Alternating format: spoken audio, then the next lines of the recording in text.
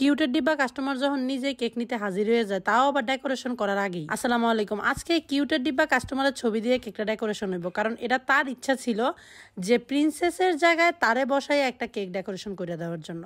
আর সম্পূর্ণ ডিজাইন সবকিছু কিন্তু তারই চয়েস ছিল। আমি জাস্ট এখানে কাজ করি, শুধু ডিজাইনই না, আমি যেন তার রিকমেন্ডেশন অনুযায়ী পারফেক্টলি কাজ করি, কোনো টের বেটের না হয়, সেটা তদারকি করার জন্য উনি নিজেই কিন্তু আয়সা হাজির, তাও আবার ঠিক ডেকোরেশন করার কিছুক্ষণ আগে। তাছাড়াও ডেকোরেশন করতে করতে তার সাথে যে কত কোশ্চেনের অ্যান্সার দেওয়া লাগছে, ইভেন আমি ক্রিমটা কিভাবে করলাম কি করলাম সবকিছুই তার তদারকির মধ্যেই হয়েছে। তাছাড়া উনি আগে ক্রিম টেস্ট করবে, তারপরে নাকি আমি কেকে ক্রিমটা দিব, কারণ এই ক্রিমটার টেস্ট মনে না হইলে সে অন্য কিছু চিন্তা করবে।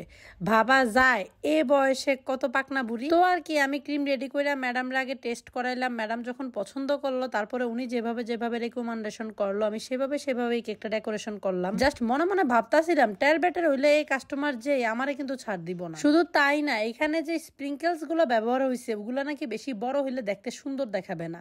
এভাবে ও একটা বড় খাইয়া টেস্ট করে দেখছে আর কি, বাকিটা আমি আমার মতো করে নাকি করতে দিছি। তবে যাই হোক, তার রিকমেন্ডেশন অনুযায়ী কেক করে কিন্তু খারাপ হয় না, মাশাআল্লাহ অনেক বেশি সুন্দর হয়েছে। বিশেষ করে তার ছবিটা কেকের সৌন্দর্য আরো বাড়ায়। এমন সুন্দর সুন্দর কেক কিন্তু আপনারাও ঘরে বসে বানাইতে পারবেন, আর সেটার জন্য জয়েন করতে হবে আমাদের 13 এবং 14 সেপ্টেম্বরের ক্লাসে।